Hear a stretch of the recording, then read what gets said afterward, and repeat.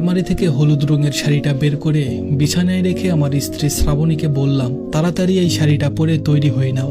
আর আলমারিতে একটা সবুজ রঙের শাড়ি আছে, এটা ভুলেও কখনো পরবে না। আমার মাথায় আসে না মানুষ সবুজ রঙের শাড়ি কিভাবে পরে। আর হ্যাঁ, চুলগুলো খোপা করবে, মুখে কোনো মেকআপের দরকার নেই, ঠোঁটে কোনো লিপস্টিক লাগাবে না, আর চোখে মাস্কারা কিংবা কাজল এইসব হাবিজাবি জিনিস একদম কিছুই দিবে না। তুমি সাজলে আর তোমার চোখে কাজল দিলে তোমাকে আলিফ লাইলার ডাইনির মতো লাগে।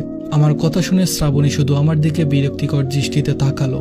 আমি আর কিছু না বলে চুপচাপ অন্য রুমে চলে গেলাম।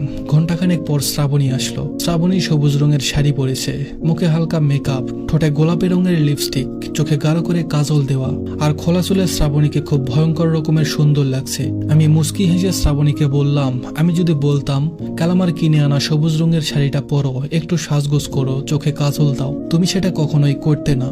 কারণ আমি যা বলি তুমি ঠিক তার উল্টোটা করো, তাই আজ উল্টো করে বললাম আর তুমি ঠিক করে করলে। শ্রাবণীর আগে দাঁতের সাথে দাঁত চেপে বলল, আমি যাব না ঘুরতে বাইরে। আমি আবারও হেসে বললাম, তোমার কি মাথা খারাপ নাকি? আমি এই গরমে বাইরে ঘুরতে যাব? আসলে তোমায় কখনো শাস্তি দেখিনি, এমনকি বিয়ের দিনও না, তাই আজ দেখে নিলাম। আমার দেখা শেষ, এখন চাইলে তুমি মুখ থেকে আটা ময়দা তুলে স্বাভাবিক হতে পারো। আমার কথা শুনে শ্রাবণী পাশ থেকে টিভির রিমোটটা ভেঙে অন্য রুমে চলে গেল। শ্রাবণীকে কোথাও দেখতে না পেয়ে বুঝতে পারলাম শ্রাবণী ছাদে গেছে।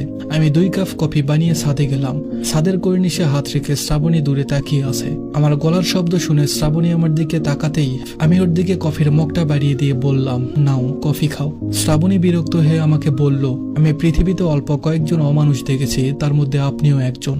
আপনাকে সাকিব বলেছিল আমরা দুজন দুজনকে ভালোবাসি, তবুও আপনি আমায় বিয়ে করতে রাজি হলেন। দেখলেন মেয়ে সুন্দর আর অমনি লোভ সামলাতে পারলেন না।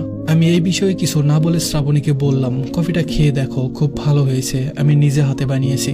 শ্রাবণী কফিটা আমার মুখে ছুরি মেরে চলে গেল। আমি দূরে তাকিয়ে রইলাম। অফিসের বস ফাইলটা আমার হাতে দিয়ে মুখটা মলিন করে বললেন, পিয়াস সাহেব শেষমেশ আমাদের ছেড়ে চলেই যাবেন। আমি মৃদু হেসে বললাম, আপনাদের ছেড়ে তো যাচ্ছি না, শুধু বদলি হচ্ছি।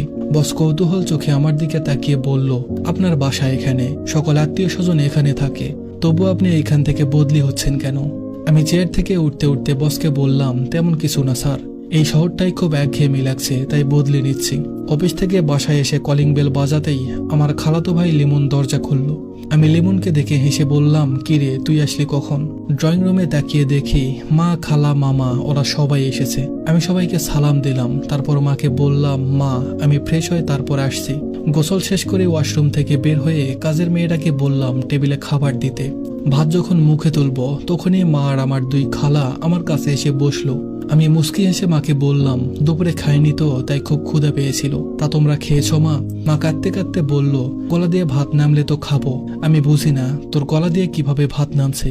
এত বড় একটা ঘটনা ঘটলো, যেখানে আমাদের মান সম্মান ইজ্জত শেষ হয়ে গেল, সেখানে তুই বসে বসে ভাত গিলছিস। শেষে কিনা একটা খারাপ মেয়েকে বাড়ির বউ করে নিয়ে আসলাম। আমি মার দিকে তাকিয়ে বললাম, শ্রাবণীকে নিয়ে বাজে কথা বলো না মা। খালা রেগে গিয়ে বলল, খারাপকে খারাপ বলবে না তো কি বলবে? কেন তুই জানিস না তোর বইয়ের ভিডিও ভাইরাল হয়েছে? সিসি না জানি আরো কত ছেলের সাথে এমন করেছে। এমন সময় মামা ভিতর থেকে এসে বলল, এই মেয়ের জন্মের ঠিক নেই, তাই এমন করেছে, তুই তোর বউকে কিছু বলবি না?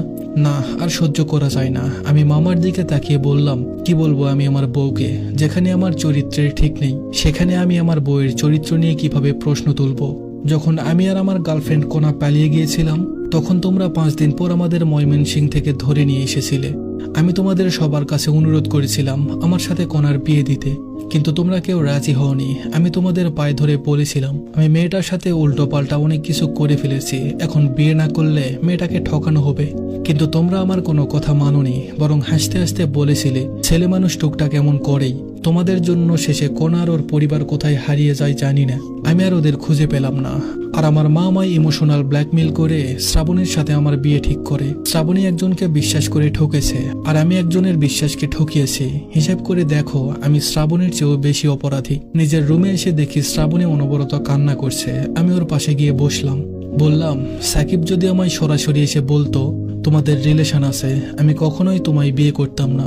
কিন্তু আমার ইনবক্সে তোমাদের অন্তরঙ্গ মুহূর্তের ভিডিওটা পাঠিয়েছিল।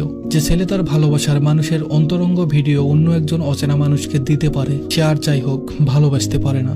শ্রাবণী মাথা নিচু করে চুপ হয়ে আছে। আমি ওর হাতটা ধরে বললাম, তোমার পিছনে ফেলে আসা 22 বছর জীবনে কখন কি হয়েছে না হয়েছে এই বিষয়ে কোনোদিন আমি তোমাকে কিছু বলবো না, শুধু খেয়াল রাখো সামনে যেন কোনো ভুল না হয়। শ্রাবণী অবাক হয়ে আমার দিকে তাকিয়ে বলল, আমি খারাপ মেয়ে জেনেও আমায় আপনি বিয়ে করলেন? আমি মৃদু হেসে বললাম, খারাপ ছেলে তো, তাই খারাপ মেয়েকে বিয়ে করেছি। এখন তাড়াতাড়ি সবকিছু গুছিয়ে নাও। হুট করে আমার নেত্রকোনায় বদলি হয়ে গেছে, তাই আমরা এখন নেত্রকোনায় চলে যাব।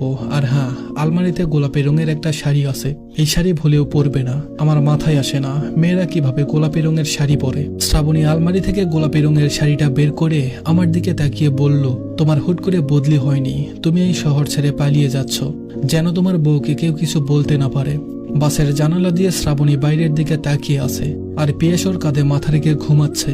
শ্রাবণী ভেবেছিল পিয়াসকে বিয়ে করে ওর জীবনটা শেষ হয়ে গেছে, আর এখন সে ভাবছে শেষ থেকে আবার সবকিছু শুরু হয়েছে। ধন্যবাদ সবাইকে।